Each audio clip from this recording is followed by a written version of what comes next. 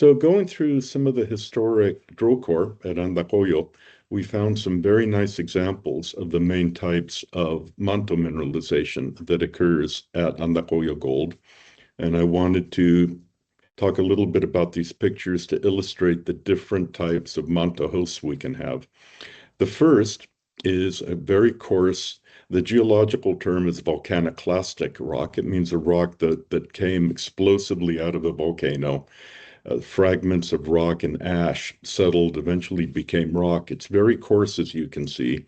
These form a very nice plumbing system for the mineralizing fluids that came up from the, the porphyry and created the gold-bearing mantos. The second type, this is of historic interest because this was the first type of gold mineralization to be exploited at Andacollo Gold back in the 1960s.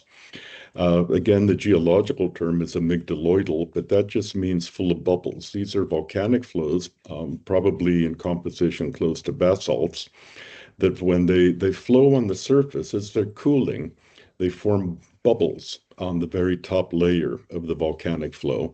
These are, of course, just holes in the rock as it cools and solidifies, and these become very permeable pathways for the mineralizing fluids.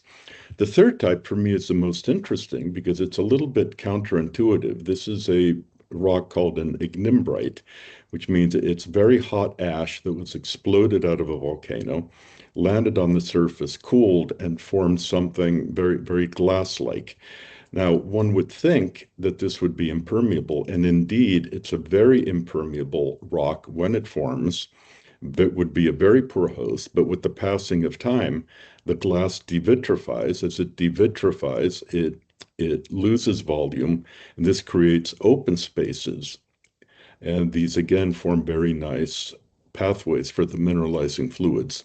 So these are three very good examples of the types of volcanic rocks that host the manto mineralization at Andacollo Oro.